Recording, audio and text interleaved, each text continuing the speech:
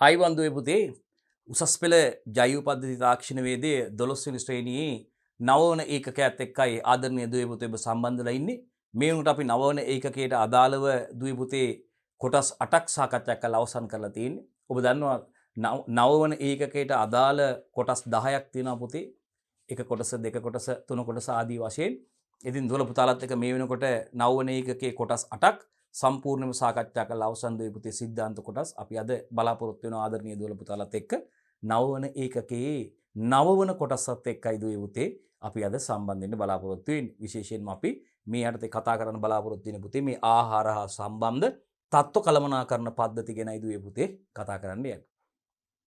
විශේෂයෙන්ම ආහාර හා සම්බන්ධ තත්ත්ව කළමනාකරණ පද්ධති ගැනයි දුවේ පුතේ අපි කතා කරන්නේ. තත්ත්ව කළමනාකරණ පද්ධති කියපුවම දුවේ පුතේ අපි දන්නවා මේ ආහාරයක මොකද්ද මේ තත්ත්ව කළමනාකරණය කියන්නේ පුතේ?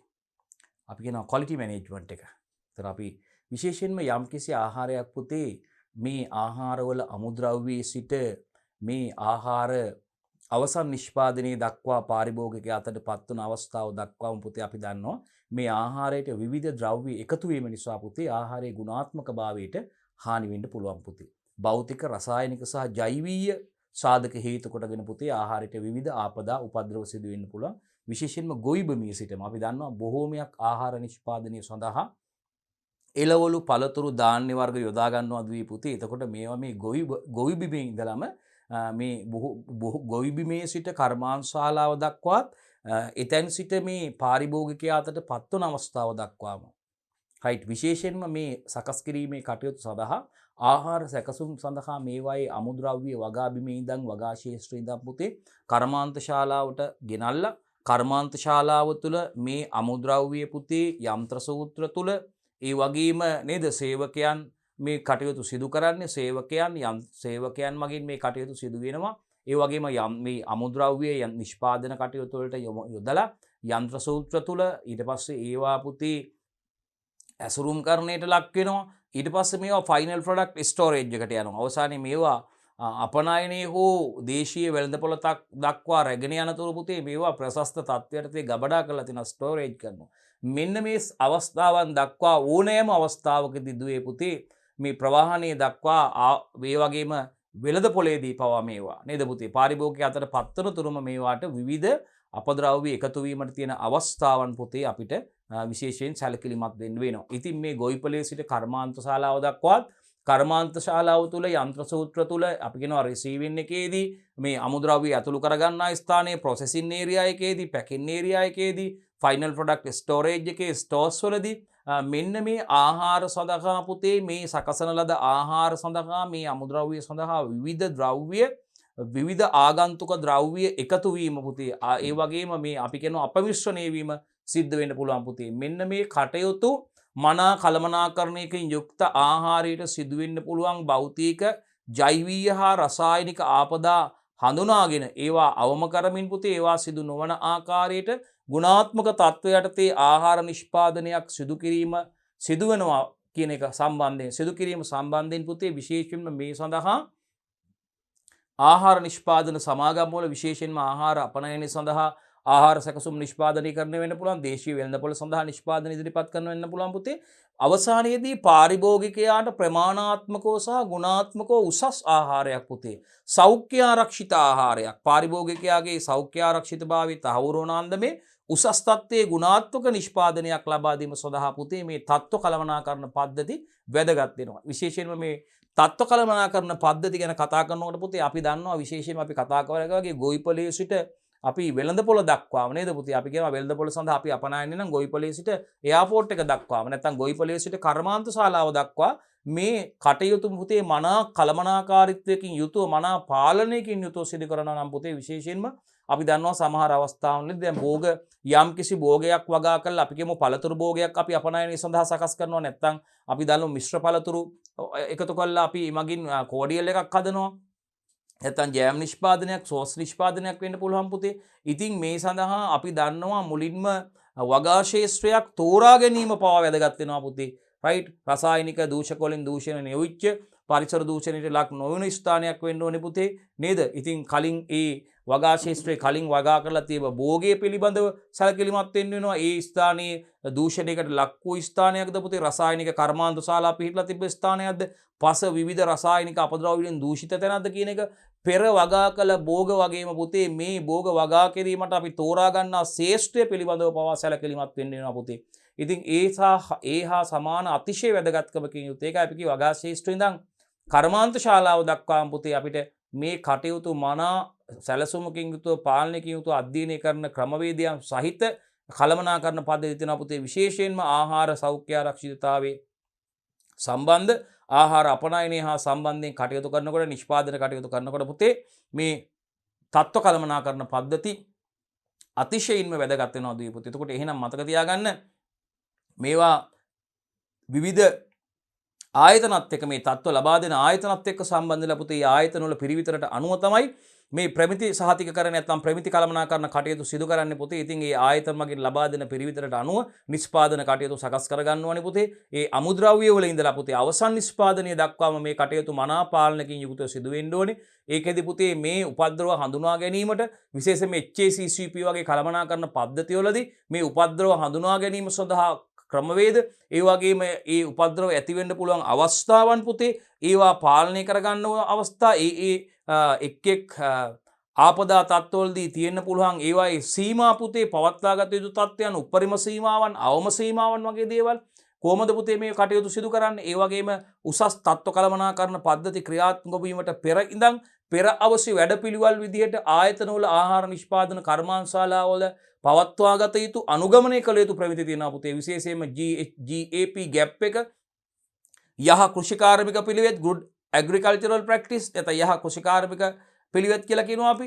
ගොවි බිඳෙන් ගොවි බිඳන් කර්මාන්තශාලාව දක්වාම මනාව කටයුතු පාලනය කිරීමකින් මේ අමුද්‍රව්‍ය නැත්නම් ආහාර ද්‍රව්‍ය වලට එකතු වෙන්න පුළුවන් දේවල් ඒ වගේම විශේෂයෙන්ම ආහාර භෝග සංස්ථාපනය කළ මොහොතේ ඉඳන් අස්වනු නෙළන අවස්ථාව දක්වා වගේම කර්මාන්තශාලාවට මේවා රැගෙන යන අවස්ථාව දක්වාම පුතේ මේ ආහාර ද්‍රව්‍ය එළවලු පළතුරු ධාන්‍ය වගේ දේවල් වලට විවිධ ආගන්තුක ද්‍රව්‍ය එකතු වීම හා ඒවාට හානි කරගන්න වෙන්න පුළුවන් ජෛවීය රසායනික සහ භෞතික ආපදා වලට ඒවා ලක් වෙන්න පුළුවන් පුතේ.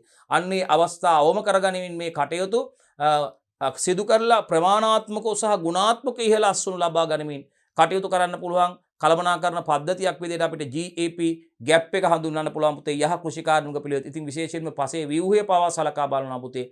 ජල සම්පාදනයේ භෝග සඳහා කරන බිම් සකස් කිරීම, ඒ වගේම භූමිය තෝරා ගැනීම, සුදුසු වගා ක්ෂේත්‍රයක් තෝරා ගැනීම, ඒ වගේම පොහොර යෙදීම, ඒ වගේම ජල සම්පාදන කටයුතු, භෝග සනීපාරක්ෂක කටයුතු මේ සියලුම දේවල් පසේ වායනය පිළිබඳ සැලකිලිමත් වෙනවා පුතේ. මේ සියලුම දේවල් සැලකුවත් අස්වනු නෙළන ආකාරයේ රයිට්. ඉතින් එය අක්සරු ගබඩා කිරීම, ඇසිරීම, ප්‍රවාහනය මේ සියලුම තත්ත්ව සලකා බලනවා මේ තුලින් පුතේ පෙර අවශ්‍ය වැඩපිළිවෙලක් විදිහට ගොවිපලේ ඉඳන් නැත්නම් වගා බිමේ ඉඳන් වගා ශේෂ්ත්‍රයේ ඉඳන් කර්මාන්ත ශාලාව දක්වා මේ සියලු කටයුතු කළමනාකරණය කරන ප්‍රමිතියක් විදිහට පුතේ අපිට විශේෂයෙන්ම පෙර අවශ්‍ය වැඩපිළිවෙලක් විදිහට මේ GAP නැත්නම් GAP එක යහ කෘෂිකාර්මික පිළිවෙත් හඳුන්වන්න පුළුවන් පුතේ.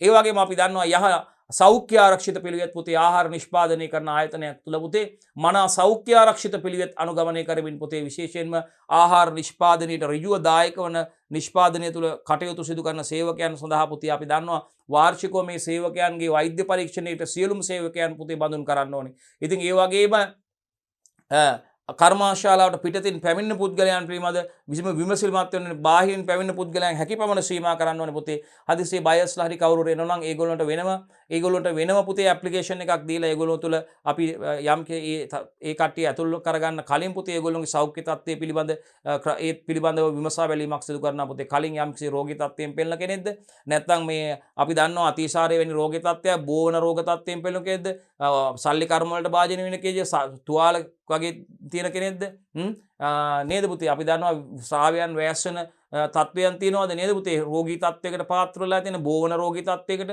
අපි දන්නේ නේ පුතේ. විශේෂයෙන්ම අපි දන්නවා ශිගෙල්ලා උණ සන්නිපාතය ඒ වගේම කහවුණ ඒ වගේ තත්ත්වයට භාජනය වෙච්ච කෙනෙක්ද පුතේ නේද. අතිසාරයේ පාචනය වගේ රෝගී තත්ත්වයකට ලක් වෙච්ච කෙනෙක්ද පහුගිය කාලවල වෛද්‍යවරු කළවා ප්‍රතිකාර ලබාගත් කෙනෙක්ද. එවැනි තොරතුරු පාවා විශ්ලේෂණය කරලා පුතේ තමයි කර්මාශාලාව තුළට විශේෂිත ඒ සඳහා භාවිතා කරන විශේෂ ඇඳුම් කට්ටලා තියෙනවා පුතේ. ඒප්‍රණ තියෙනවා පුතේ. අත්වැසුම් හිස් වැසුම් මුඛවාඩම් ඈත් පුතේ. ඉතින් කර්මාශාලාව පර්මිස් එක තුළට ආහාර නිෂ්පාදනය කරන ප්‍රොසෙසින් ඒරියා එකට පුතේ අපි දන්නවා මුදු මාල කරාඹු වගේ දේවල් දාගෙන විවිධ අත්පලඳනා වගේ දේවල් දාගෙන යන්න බෑ පුතේ. කර්මාශා නියපොතු හොඳට කොටට කපලා නියපිත හොඳට කපලා තියෙන්න ඕනේ පුතේ. කොණ්ඩේ පිරිමි අය නම් කොණ්ඩේ කපලා කොණ්ඩේ ආවරණය කරලා තියෙන්න ඕනේ පුතේ. හෙයා නෙට් එකකින් ගැහණු අය නම් කොණ්ඩේ හොඳට ගැට ගහලා වෙනම ඒ කොණ්ඩේ සම්පූර්ණයෙන්ම ආවරණය වෙන පරිදි පුතේ මේකට මේ හෙයා නෙට් එකක් ඒකට පළඳන්න ඕනේ පුතේ. මුඛවාඩම් භාවිතා කරන්න ඕනේ.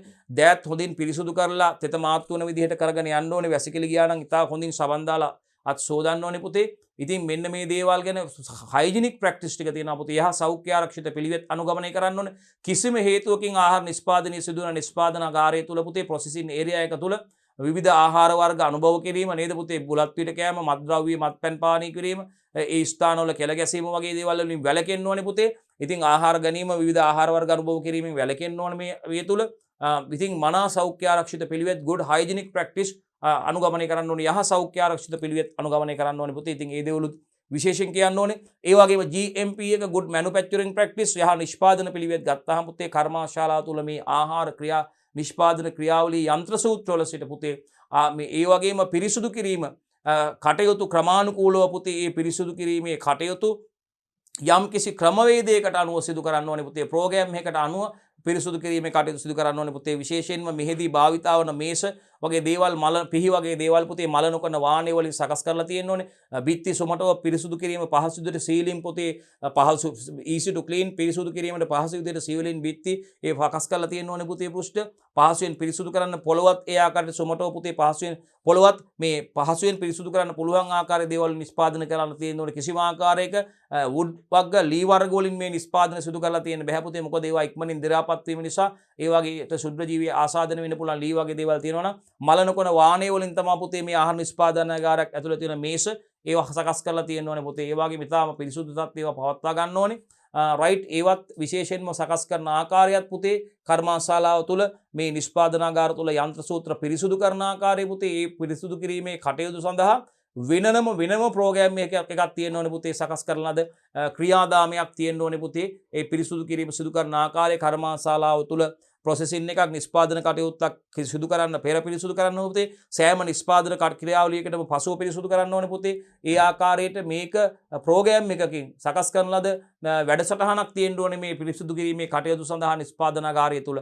මනා අයුරින් ඒ ආකාරයට යහ නිෂ්පාදන පිළිවෙත් අනුගමනය කරමින් ඒවා ක්‍රියාත්මක කරමින් යන ආයතනයක් තුළ තමයි පුතේ ISO 22000 HACCP වගේ තත්ත්ව කළමනාකරණ පද්ධති ආහාර සම්බන්ධ කළමනාකරණ පද්ධති ක්‍රියාත්මක කිරීමට පෙර ආයතනය තුළ එවැනි වැඩපිළිවෙල් ක්‍රියාත්මක වෙන්න යන්න ඕනේ පුතේ. ඉතින් ලංකාව තුළ මේ ප්‍රමිති ආයතන මේ ප්‍රමිති ලබා ගන්න පුළුවන්. ඒ වගේම ප්‍රමිති සහතිකකරණය කරන්න පුළුවන් පුතේ. ආහාර සම්බන්ධ තත්ත්ව කළමනාකරණ පද්ධති අපිට ලබා ගන්න පුළුවන් ආයතන විදියට පුතේ ශ්‍රී ලංකා ප්‍රමිති ආයතනයේ SLS එක තියෙනවා පුතේ. SLSI එක තියෙනවා. ශ්‍රී ලංකා ස්ටෑන්ඩඩ් ඉන්ස්ටිටියුට් එක මගින් පුතේ අපිට නිම්බාණ්ඩයක් හෝ නැත්නම් නිෂ්පාදන ක්‍රියාවලියක් සඳහා ප්‍රමිති සහතිකයක් ලබා ගන්න පුළුවන්. SLS සහතිකයක් ලබා ගැනීමට හැකියාව තියෙනවා පුතේ. ඊට අමතරව ප්‍රමිති ආයතන මගින් ISO සහතික පුතේ අපිට ලබා ගැනීමට හැකියාව තියෙනවා පුතේ. රයිට් ඒ වගේම අපිට මේ ජනතාවගේ සෞඛ්‍ය ආරක්ෂිතතාවයේ භාවය වෙනුවෙන් කටයුතු කරන ආයතන තියෙනවා පුතේ. සෞඛ්‍ය හා පෝෂණ දෙපාර්තමේන්තුව තියෙනවා පුතේ. ඒ වගේම මිනුම් හා බර සම්බන්ධ මේ ඒකක සම්බන්ධව සිදු කරන ආයතන තියෙනවා පුතේ. මොකද නිවැරදිව මේ බර ඒකකවල විශේෂයෙන්ම ලබා ගන්න ආහාර ද්‍රව්‍ය වල නිවැරදි මිනුම් තියෙන්න ඕනේ පුතේ. ඔය ආයතන වල තියෙන ස්කේල් එහෙම නියමාකාරයට වාර්ෂිකව කැලිබරේට් කරන්න ඕනේ පුතේ. බර හා මිනුම් පිළිබඳව ඒ අදාළ කටයුතු සිදු කරන දෙපාර්තමේන්තුවක් තියෙනවා පුතේ. සෞඛ්‍ය සේවා දෙපාර්තමේන්තුව තියෙනවා පුතේ. අපි දන්නවා විශේෂයෙන්ම ආහාර පනතේ ප්‍රධාන බලධරයා වෙන්නේ කටයුතු ක්‍රියාත්මක කිරීම සම්බන්ධව සෞඛ්‍ය සේවා අධ්‍යක්ෂ ජනරාල්වරයා. ඔහු යටතේ ලංකාව පුරාම අපි දන්නවා අනිත් පාඩම් කොටස් වලදී අපි කතා කරා පුතේ. මහජන සෞඛ්‍ය පරීක්ෂකවරුන්ගේ සේවයේ ඉදිරියේ ඉන්නවා පුතේ. ඒ වගේම විශේෂයෙන්ම මේ ප්‍රමිති ආයතන, පුද්ගලික ආයතන, රාජ්‍ය ආයතන වගේම පුද්ගලික ආයතනක් තියෙනවා පුතේ. මේ පරීක්ෂණ කටයුතු සිදු කරන ආයතන තියෙනවා. මොකද අපි විශේෂයෙන්ම ප්‍රමිති ආයතනෙන් යම් නිෂ්පාදිත නිම්බාණ්ඩයක් හෝ නිෂ්පාදන ක්‍රියාවලියක් සඳහා ප්‍රමිතිකරණයක් නැත්නම් තත්ත්ව සහතිකයක් ලබා ගන්නවා නම් පුතේ අපි මුලින්ම ඒ ආයතනයේ මගින් මේ නිෂ්පාදන ක්‍රියාවලිය සිදු කළ යුතු ආකාරය සම්බන්ධ අදාළ පිරිවිතර ඒ ආයතනයෙන් ලබා ගන්න ඕනේ. ඒ පිරිවිතරට අනුව අපේ කටයුතු සූදානම් කළා ඊට අනුකූලව ඊට ගැළපෙන ආකාරයට අපේ නිෂ්පාදන කටයුතු සිදු කරන්න ඕනේ. ඊට පස්සේ වෙනත් පර්යේෂණ ආයතනයක් ලවා හෝ එම ආයතනය ලවා අපේ භාණ්ඩය අර පිරිවිතරට අනුව ගැළපෙනවද ඒ අනුව මේ කටයුතු නිෂ්පාදන කටයුතු සිදු කළා තියනවද කියන සම්බන්ධයෙන් නිෂ්පාදනයේ සම්බන්ධයෙන් අපි පරීක්ෂා කරලා බලන්න ඕනේ. අඩුපාඩු තියෙනවා නම් සකස් කර ගන්න ඕනේ. ඒදී අපිට පුළුවන් පුතේ ලෝකෙම පිළිගත්ත ලංකාවේ සම්මත ඒ පර්යේෂණ සිදු කරන ආයතන තියෙනවා පුතේ කාර්මික තාක්ෂණ ආයතනය අපි කියනවා ITI එක කියලා නේද? ඉන්ඩස්ට්‍රියල් ටෙක්නොලොජි ඉන්ස්ටිටියුට් එක තියෙනවා පුතේ. ITI එක අපේ රජයේ ආයතනයක්. ඔබට මතක ඇති පසුගිය කාලවල මේ කිරිපිටි වල DCD අඩංගුයි කියලා අහිතකර විකිරණශීලී අන්තර්ගතයි කියලා කියපු වෙලාවේ පුතේ ලංකාවේ ඒ සම්බන්ධයෙන් පරීක්ෂා කරන්න තිබ්බ එකම ප්‍රධානතම ආයතනයේ ලෝකයේ පිළිගත් ආයතනය තමයි පුතේ අපි කියනවා ITI එක කාර්මික තාක්ෂණ ආයතන ඉන්ඩස්ට්‍රියල් ටෙක්නොලොජි ඉන්ස්ටිටියුට් එක. ඊට අමතරව පුතේ මෙවැනි පර්යේෂණ ආයතන තියෙනවා SGS ලංකා එක වගේ ආයතන තියෙනවා පුතේ ලෝකයේ ඒගොල්ලෝගේ ශාඛා තියෙනවා. මෙවැනි ලෝකයේම පිළිගත් ආයතන තියෙනවා පුතේ. පිළිගත් පර්යේෂණ ආයතන මගින් මේ භාණ්ඩවල ගුණාත්මක තත්ත්වය පිළිබඳව පරීක්ෂා කර ගැනීමෙන් අනතුරුව පුතේ අපිට ඒ පිරිවිතරට අනුව ඒවා ගැලපෙනවද ඒ ආකාරයෙන් මේ කටයුතු නිෂ්පාදනය සිදු කරලා තියනවද කියන එක තහවුරු කරගත්තායින් පස්සේ පුතේ වෙන අපිට මේ තත්ත්ව සහතිකයක් සඳහා ඉල්ලුම් කරන්න පුළුවන් ඒ ආයතනින් රයිට් ඒ හා සම්බන්ධ වෙනත් කටයුතු ක්‍රියා තියෙනවා අපි කරන්න ඕන දේවල් තියෙනවා.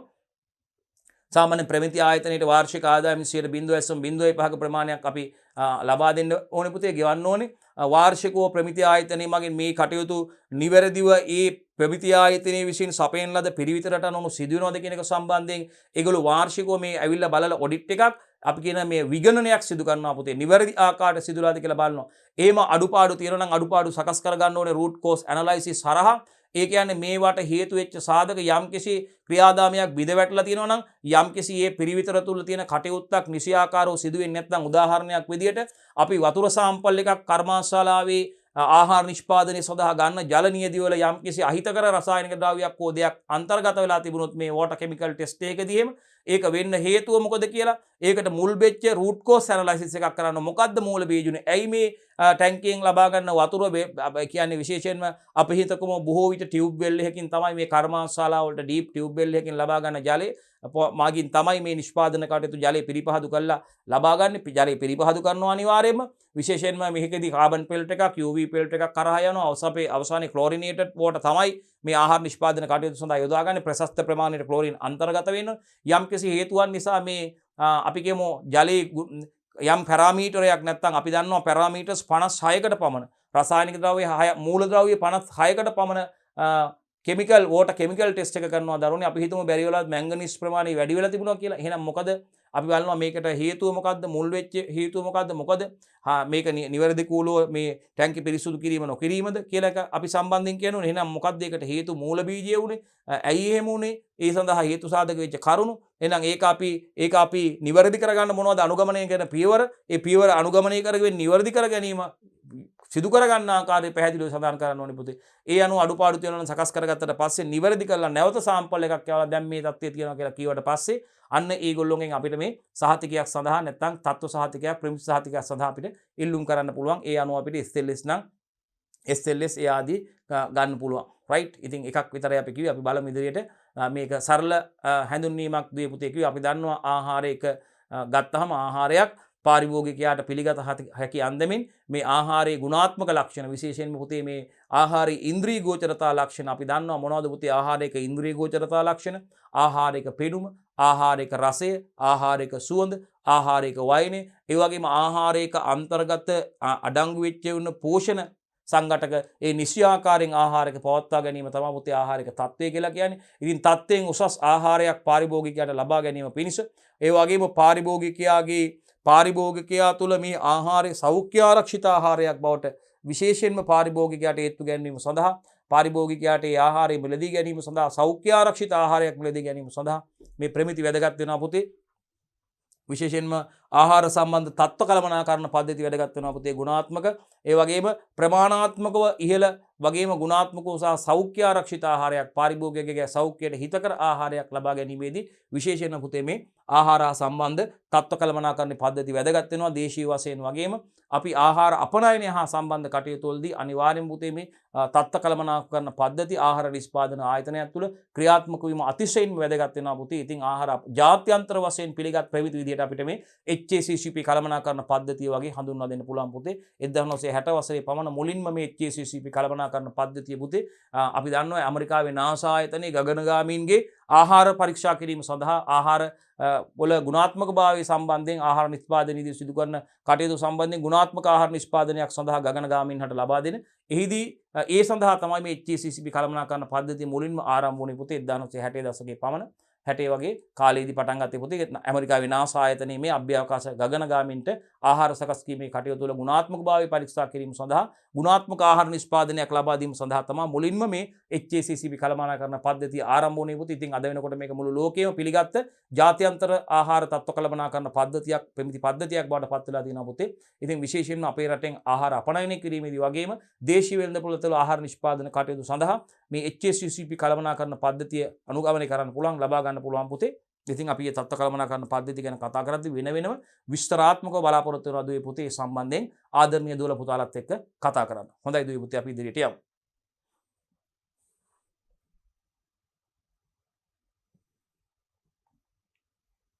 right බලන්න පුතේ අපි මේ තියෙනවා මෙන්න මේ තත්ත්ව කළමනාකරණ පද්ධති International Organization for බලන්නකෝ මොකද්ද මේ ISO කියන්නේ පුතේ ඉන්ටර්නැෂනල් බලන්නකෝ ඉන්ටර්නැෂනල් ජාත්‍යන්තර විශේෂයෙන්ම මේ ප්‍රමිතිකරණයක් ISO 22000 පුතේ ආහාර සෞඛ්‍ය ආරක්ෂිතභාවය සම්බන්ධයෙන් පුතේ right බලන්න International Organization for Standardization බලන්න ISO 22000 HACCP certified මේ බලන්නකෝ certified මේ ලාංඡනය මෙන්න මේ ලාංඡන තමයි පුතේ එතකොට මේ විශේෂයෙන්ම ආහාර නිෂ්පාදන වල බලන්න මෙන්න මේ සලකුණු ඔබ දැකලා තියෙනවද කියලා මේ ලාංඡන ආහාර නිෂ්පාදන වල සඳහන් වෙලා තියෙනවා. මොකද්ද මේ HACCP කියන්නේ? Hazard Analysis Critical Control Point. උපද්‍රව විශ්ලේෂණ අවදි පාලන කළමනාකරණ පද්ධතිය පුතේ. HACCP certified. HACCP certified මේක ජාත්‍යන්තරව පිළිගත්ත ආහාර සෞඛ්‍ය ආරක්ෂාව පිළිබඳව තියෙන තත්ත්ව කළමනාකරණ පද්ධතියක්. ඒ වගේම මෙන්න ISO 22000 Food Safety Management System එකක් certified. SLSI මගින් මොකද ශ්‍රී ලංකා ස්ටෑන්ඩඩ් ඉන්ස්ටිටියුට් එක ශ්‍රී ලංකා ප්‍රමිති ආයතනය SLSI ISO 22000 මේක food safety management system එකක් පුතේ right ආහාර සෞඛ්‍ය ආරක්ෂා පිළිබඳ තියෙන කළමනාකරණ පද්ධතියක් මේ වගේ මේ සටහන් තියෙන පුතේ. ඉතින් ඇත්තටම යම්කිසි බලන්න මේ ඔබ ආහාර ඇසුරුම් කිහිපයක් ඔබේ නිවසට ගෙන ආහාර ඇසුරුම් කිහිපයක් බලන්න ඒවයි මෙන්න මේ තත්ත්ව කළමනාකරණ පද්ධති සර්ටිෆයිඩ් වෙලා තියෙනවද කියලා. ඒ කියන්නේ මේ මොකද්ද පුතේ HACCP සර්ටිෆයිඩ් කම්පැනි කියන්නේ? මේ HACCP කළමනාකරණ පද්ධතියට අනුකූලව මෙහි තියෙන තත්ත්වයන්ට අනුකූලව තමයි මේ කර්මාන්තශාලාව තුළ ආහාර නිෂ්පාදනය කරන්න. කියන්නේ හැසප් එකෙන් තමයි මේ නිෂ්පාදන ක්‍රියාවලිය සියලුම කටයුතු පාලනය. දැන් උදාහරණයක් විදිහට අපි හිතමු ලංකාව තුළ ලංකාවේ මත්ස්‍ය ආහාර අපනයනය කරන සමාගමක් කියලා අපි හිතමු. ටූනා මසුන් යුරෝපයට ආනයනය සකස් කරලා ආනයනය කරන සමාගමක් කියලා හිතන්න ආයතනයක් කියලා හිතන්න ලීඩින් ෂීෆුඩ් කම්පැනි එකක නම් මේ ඒ ආයතනයේ HACCP සර්ටිෆයිඩ් කියන්නේ බෝට් එකේ ඉඳන් දැන් අපි දන්නවා කැච් කරන්න මත්ස්‍ය නල්ලන්න බයි කැච් එක මත්ස්‍ය නල්ලන්නේ බෝට් එකේ අපි කියනවා බහුදින දීවර යාත්‍රාවලින් මුහුදු ගිහිල්ලා මාසයක් පමණ කාලයක් ගත කරලා තමයි මේ සුදුසු පන්න ක්‍රම භාවිතා කරලා මසුන් මරලා මසුන් අල්ලගෙන ප්‍රශස්ත තත්ත්වයට මසුන් ගබඩා කරලා ඊට පස්සේ සප්ලයර්ස්ලා මොකද ගොඩබිමට ගෙනල්ලා නේද පුතේ ලෑන්ඩින් සයිට් වලට ඇවිල්ලා එහෙන් ගොඩබිමට ගෙනල්ලා ප්‍රශස්ත තත්ත්වය ඇස්සේ පීසර් ට්‍රක් වලින් කර්මාන්තශාලාවට ගෙනල්ලා කර්මාන්තශාලාව තුලින් මසුන් ප්‍රොසෙස් කරලා තමයි අපනයන සඳහා පිටත් කරන්නේ.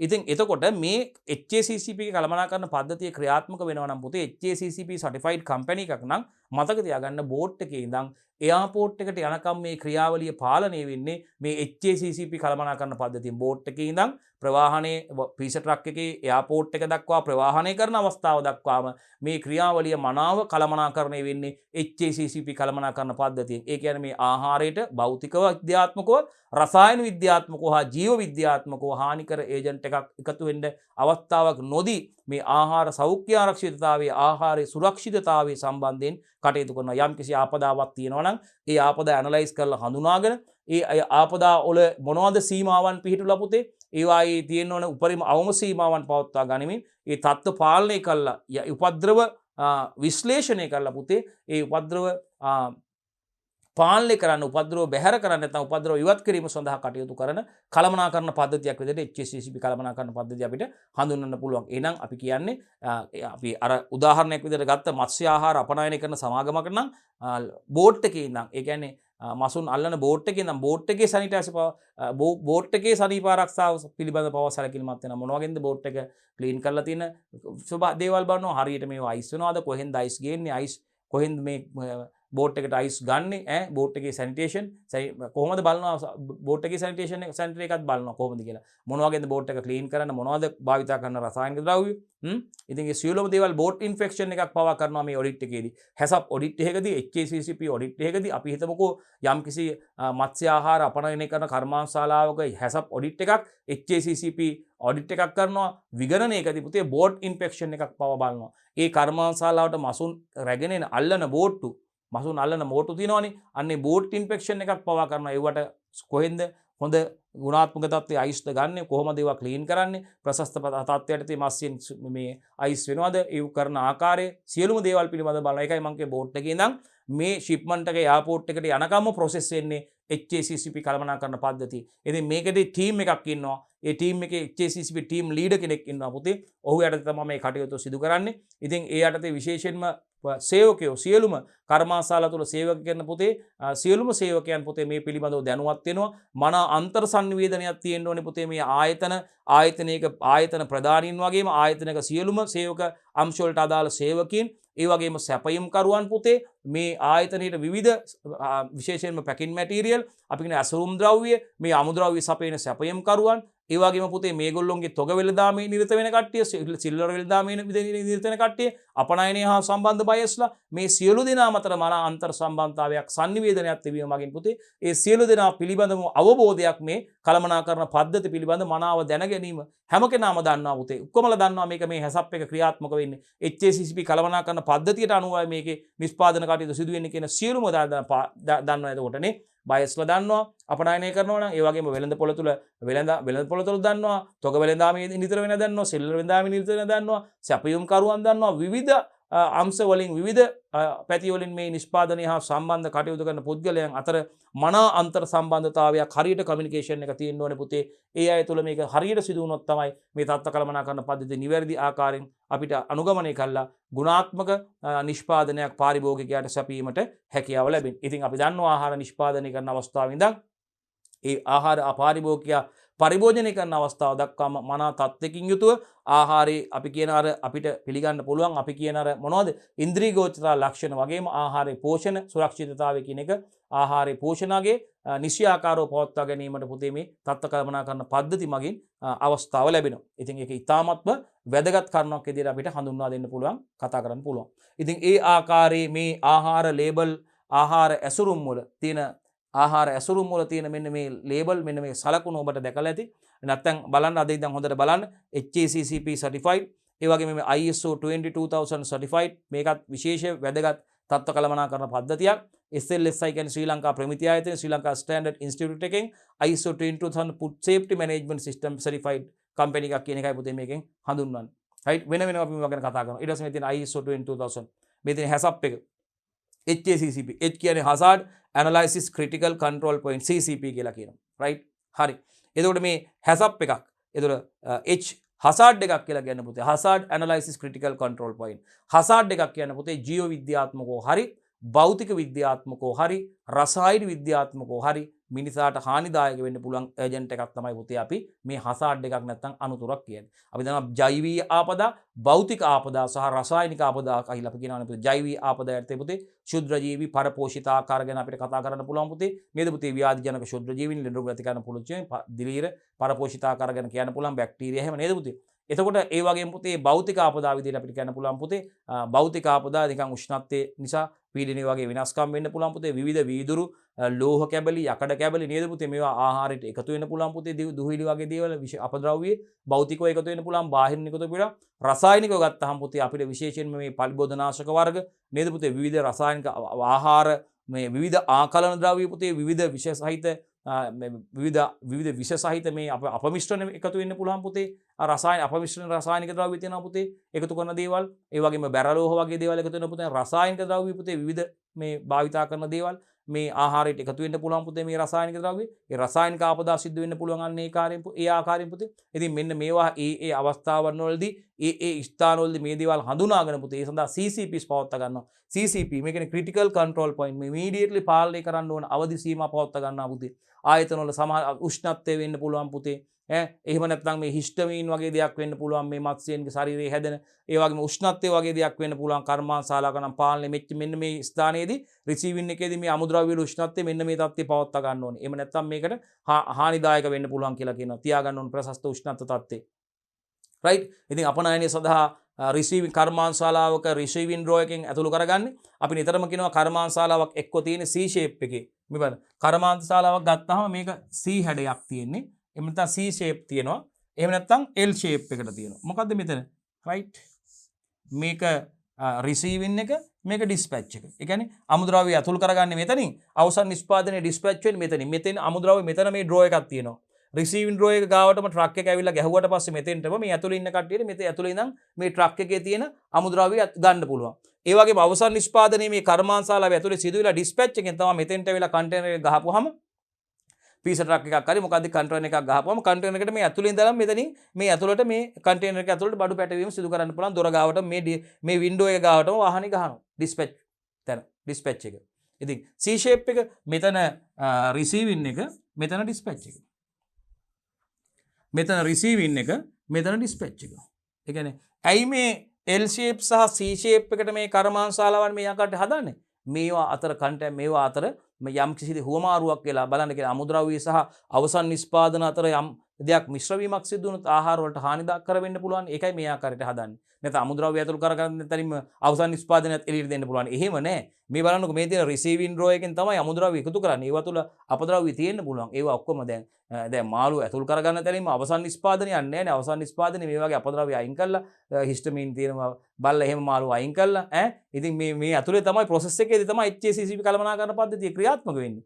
මෙතන ඉඳන් හරි. එතකොට මෙතනින් එළියට යනකොට ඩිස්පැච් එකේදී මේ දෙක අතර බලනකොට දුරක් තියෙනවනේ මේ C shape එකට මේ තියෙන L shape එකට. ඉතින් මේ ඇතුලේ තමයි රිසීවින් එක මේ ඇතුලේ තමයි ප්‍රොසෙසින් එක යන්නේ. කවදාවත් එතකොට අවසන් නිෂ්පාදනයයි ෆයිනල් ප්‍රොඩක්ට් එකයි මේ රෝ මැටීරියල් අතර ගැටීමක් ඒවා අතර මිශ්‍ර වීමක් සිද්ධ වෙන්නේ නැහැ. ඒකයි මේ L shape සහ C shape එකට කර්මාන්තශාලාවන් සකස් කරලා තියෙන්නේ. විශේෂයෙන්ම ඒකත් දුර පුතාලා හොඳින් මතක තියාගන්න. ඒකත් ඉතමත් වැදගත් කරනවා. ඒකත් කියලා දෙන්න ඕනේ මේවා කරද්දී. හරි. එතකොට එහෙනම් ඒකයි අපි කියන්නේ හසාඩ් ගැන කිව්වේ CCP. එතකොට මේ විශේෂයෙන්ම මේ ක්‍රිටිකල් කන්ට්‍රෝල් පොයින්ට් එක CCP එක මෙන්න මේ රිසීවින් එකේ CCP එකක් ක්‍රියාත්මක වෙනවා රිසීවින් එකේ. මොකද්ද CCP එක?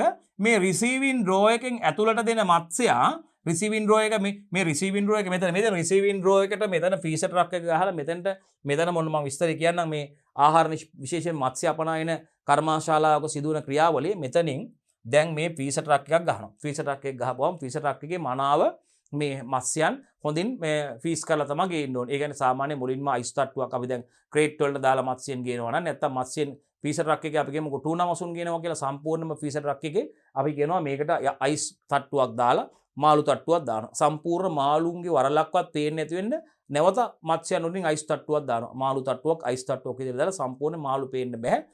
සම්පූර්ණයෙන් අයිස් කරලා ඒ විදිහට ගේන්න ඕනේ. ප්‍රශස්ත උෂ්ණ තත්ත්වයට තියෙන. රයිට්. එතකොට අපිට මාළුව අරන් දෙනවා. එතකොට මෙතනින් දෙනකොට ඩිස්පැච් මෙතන රිසීවින් රෝ එකට ට්‍රක් එක ගෙනල්ලා ගහලා මෙතනින් එක මාළුවෙක් දෙනකොට මෙතන ඉන්නවා සේවකයෝ ඉන්නවා. ඒගොල්ලෝ මේ ඒප්‍රන් දාලා ඒගොල්ලෝ ඒ වගේම මොකෝ වඩම් දාලා හෙයා නෙට් එකක් දාලා අත්වලට ග්ලව්ස් දාලා බූට්ස් දාලා ඒ විදිහට සෞඛ්‍ය ආරක්ෂිතව ඒගොල්ලෝ ඉස්සෙල්ලා මොකද කරන්නේ? මෙතනින් මත්ස්‍ය දෙනවා. රයිට්. මෙතනින් මත්ස්‍ය දෙනකොට අපි පොඩ්ඩක් එතන බලමු පෙන්නන්නම්. හරි. මෙන්න රිසීවින් රෝ එකෙන් මත්ස්‍යෙක් දෙනවා ටේබල් එකට. රයිට්. මේවා එහා මෙහා ගෙනියන්න පුළුවන් තල්ලු කරගෙන යන්න පුළුවන් ටේබල් තියෙන්නේ. මල නොකන වාහනේ වලින් පුතේ මේව හදලා තියෙන්නේ ස්ටේන්ලස් මේ අයන් වලින්. මේ රයිට් මේ මල නොකන වාහනේ වලින් හදලා තියෙන පුතේ මල ලොකන වාහනය වලින් හදන්නේ මොකද මල කඩ කන්න ගත්තොත් මේවට මල කඩත් එකතු වෙනවනේ. එතකොට මෙතෙන්ට අපි මෙතෙන්ට මත්ස්‍යයා දුන්න ගමන් ළමයි right tuna මත්ස්‍යෙක් හරි. එතකොට මෙතෙන්ට මත්ස්‍යයා දුන්න ගමන් ළමයි මත්ස්‍යයාගේ මුලින්ම මේ මත්ස්‍යයා ගත්ත ගමන් කරන්නේ මොකද? right මේ වලල් තියෙනවා. මත්ස්‍යයා ගත්ත ගමන් මෙයා ඉස්සෙල්ලා මෙතන ඉන්න සේවකයා මොකද කරන්නේ? මේ තියෙන මේ සීලින් එකට සම්බන්ධ කරලා තියෙනවා ටැප්. ඒ වගේ chill running water. ඒ කියන්නේ ගලා යන සීත ජලය තියෙන්නේ. මෙතන ඉන්න සේවකයා මොකද කරන්නේ? මේ සීලින් එකට බට ලයින් සම්බන්ධ කරලා තියෙනවා. මේ ඇදලා මේ ඉහළින් මෙහෙම ඇදලා ගන්න පුළුවන්. ඉහළින් ඇදලා ගන්න පුළුවන් chill running water. ගලා යන සීත ජලය තියෙන්නේ පුතේ. ගලා යන සීත ජලයෙන් මේ මත්ස්‍යව හොදනවා ඉස්සෙල්ලා. හොඳට මත්ස්‍යව මේ ගලා යන සීත ජලයෙන් හොදනවා. එතකොට මෙතනම රිසීවින් එකේම සුපර්වයිසර් කෙනෙක් මෙයාගේ ඇතුල් කරනකොටම මෙයාගේ මේ සෝදලා මෙතන ඇතුල් කරනකොටම මෙයාට තර්මෝමීටර් එකක් මොකද්ද උෂ්ණත්වමානයක් ගහනවා පුතේ උෂ්ණත්වමානයක් ගහලා තර්මෝමීටර් එකක් ගහලා මෙයාගේ රයිට් මත්ස්‍යයට තර්මෝමීටර් උෂ්ණත්වමානයකින් මෙයාගේ උෂ්ණත්වය බලනවා ඩිජිටල් උෂ්ණත්වමානයක් රයිට්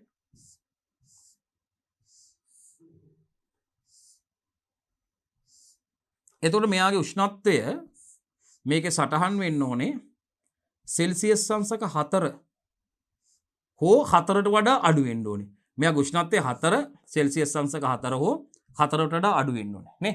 මෙන්න මෙහෙම එක දක්වන්නේ. මේ less than mark එකනේ. මෙයාගේ ටෙම්පරේචර් එක මත්ස්‍යයාගේ ටෙම්පරේචර් එක මේ තර්මෝමීටර් එකේ උෂ්ණත්වමානය මත්ස්‍යයාගේ ශරීරයේ මේ උෂ්ණත්වමානය තියෙන කූර මෙහෙම ඇතුල් කරලා බලනකොට මෙයාගේ උෂ්ණත්වය සෙල්සියස් අංශක 4 හෝ 4ට වඩා අඩු වෙන්න ඕනේ උෂ්ණත්වය. ඒක CCP එකක් අන්න ක්‍රිටිකල් කන්ට්‍රෝල් පොයින්ට් එකක්. හරි. ඒ කියන්නේ බැරි වෙලාවත් මෙයාගේ උෂ්ණත්වය මත්ස්‍යයාගේ උෂ්ණත්වය සෙල්සියස් අංශක 4 හෝ 4ට අඩු නැත්තම් ඊට වඩා වැඩි ඉහළ උෂ්ණත්වයක් නම් තියෙන්නේ වහාම මෙයාව මේ මොකද්ද රිසීවින් රෝ එකෙන්ම මෙයා එපා කියලා එළියට දෙනවා. මෙයාගේ උෂ්ණත්වය වැඩි මෙයා ප්‍රසස්ස තත්ත්වයටද ගෙනල්ලා මොකද අපි දන්නවා ටූනා මසුන්ගේ හිස්ටමීන් කියන රසායනික ද්‍රව්‍ය නේද පුතේ මේ ෆෝම් වෙන කෙනෙක්. ඉතින් හිස්ටමීන් කියන කෙනා ෆෝම් වෙන මත්ස්‍යෙක් ටූනා කියන්නේ. එතකොට මේ හිස්ටමීන් ෆෝම් වෙලා හිටියොත් වැඩිපුර උෂ්ණත්වය දැන් තව මෙයාගේ උෂ්ණත්වය වැඩි වෙලා තවත් එන්න වැඩි වෙන්න පුළුවන් නේ. උෂ්ණත්වය වැඩි මත්ස්‍යෙක් ගත්තොත් එහෙම දැන් මෙයා දැන් ඕකේ නම් 4 හෝ 4ට අඩු නම් මොකද කරන්නේ? ටක් ගාලා මෙයා chill running water වලින් මෙයා හොදනවා සෝදලා ඊට පස්සේ මෙයාගේ සාම්පල් එකක් ගන්නවා හිස්ටමීන් සඳහා කූරක් ගහලා මෙයාගේ ශරීරය ඇතුළට කූරක් ගහලා මත්ස්‍යයාගේ ශරීරය ඇතුළට කූරක් ගහලා අපි සාම්පල් එකක් ගන්නවා. සාම්පල් එකක් අරන් ඒක සාම්පල් බෑග් එකකට දාලා මෙයාට ටැග් එකක් ගැට ගහනවා. මෙයාට ටැග් එකක් දෙනවා. මේ විදිහට ටැග් එකක් මෙයාට ගහනවා. අංක 1 කියලා ටැග් එකක්. දැන් 1 සිට 1000 දක්වා රිසීවින් එකේදී මත්ස්‍යයන්ට නම්බර් එකක් දෙන ඇතුල් කරගෙන මත්ස්‍යයන්ට. එක ෂිප්මන්ට් එකක් සඳහා එකේ ඉඳන් 1000ක් ගත්තට පස්සේ මේ 1000ක් දුන්නොත් ටූනා මසුන් 1000ක් ඇතුල් කරගත්තත් 1000ම පරීක්ෂාවට ලක් කරනවා. මේ සාම්පල් එකක් ගන්නවා. සාම්පල් බෑග් එකකට මේ වගේ සාම්පල් එක මේ මෙයාගේ මස් ටිකක් ගන්නවා සාම්පල් එකක් ගන්නවා. රයිට්. සාම්පල් එකක් අරගෙන මෙයාට මේ සාම්පල් බෑග් එක රයිට් මේ සාම්පල් බෑග් එක අංක කරනවා. දැන් ওই සාම්පල් බෑග් එක රයිට් මේ සාම්පල් බෑග් එක අංක කරනවා. අංකයක් දෙනවා මත්ස්‍යයාගේ අංකය තමයි මේ සාම්පල් බෑග් එකට දෙන්නේ. රයිට් මේ සාම්පල් බෑග් එකේ අංකය මත්ස්‍යයාගෙන අංක 1. අංක 1 සාම්පල්. රයිට් එතකොට මේ විදිහට සාම්පල් 4ක් අරගෙන අපි කියමු 1 2 3 4 කියලා මේවායි සාම්පල් 4ක් ඉස්සලා ගන්නවා. සාම්පල් 4 තමයි ගන්නෙ. සාම්පල් 4ක් අරගෙන 4 දෙනා. මේ වගේ වෙල්ස් තියෙනවා. පරීක්ෂණ ටෙස්ට් කිට් වල වෙල්ස් තියෙනවා. පොඩි වෙල් තියෙනවා. ඉතින් මේ වගේ සාම්පල් 4ක් ගන්නවා. මාළු 4 දෙකේ සාම්පල් අරන් මෙයාගෙන් ග්‍රෑම් 2.5ක් ගන්නවා. මෙයාගෙනුත් 2.5යි 5යි. මෙයාගෙන් 2.5යි 7යි. මෙයාගෙනුත් 2.5ක් ගන්නවා. එතකොට කීයද 10යි.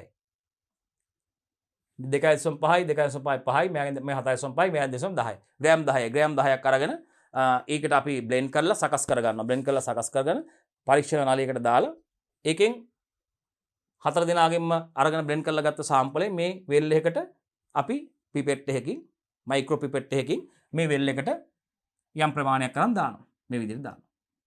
එතකොට 4යි 8යි 12යි මේ විදිහට එක මේ මත්ස්‍යයන් සංඛ්‍යාව අපිට එක වෙල් ටෙස්ට් කිට් එකකින් එක වෙල් මේ එක වෙල් කිට් එක වෙල් 12ක් තියෙනවා. එක මේ වගේ වෙල් 12ක් තියෙනවා. මේ 12ට එතකොට අපිට 12 වරක් 4නේ 48ක් අපිට දාන්න පුළුවන් නේ. වෙල් එතකොට මේ බලන්න මේ 4යි 8යි 12යි ඒ විදිහට අපිට වෙල් 12ක් තියෙනවා. වෙල් 12ට මාළු එකපාර 48ක කරන්න පුළුවන්. එකපාර 48ක් කරන්න පුළුවන්.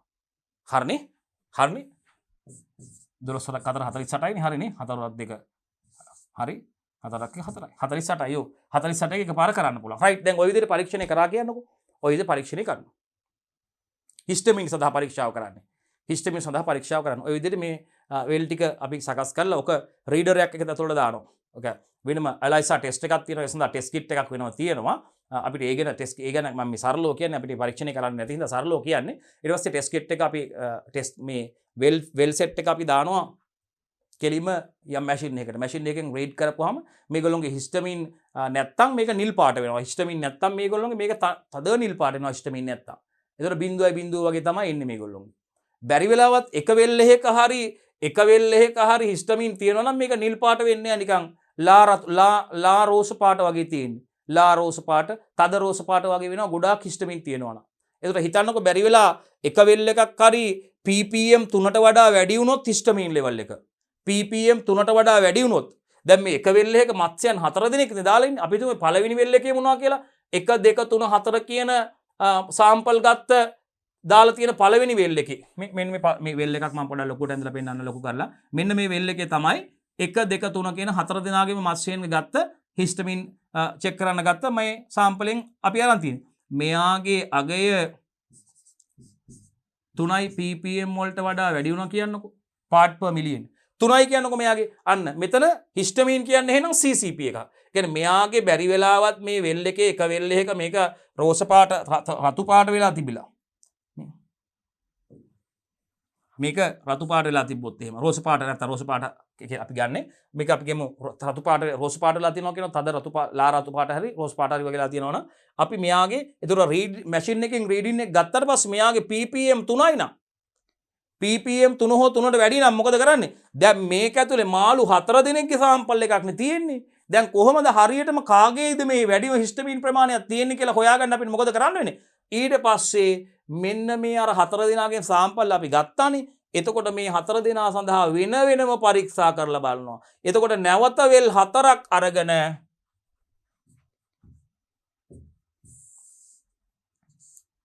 නැවත වෙල් 4ක් අරගෙන 1යි 2යි 3යි 4ක් අරගෙන අන්න එක්කෙනෙක්ගෙන් පළවෙනි එක්කෙනා අපි A කියලා ගන්නවා. A ගෙන් ග්‍රෑම් 10යි B ගෙන් ග්‍රෑම් 10යි C ගෙන් ග්‍රෑම්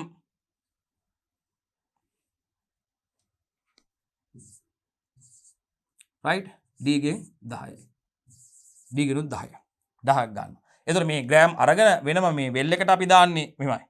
I mean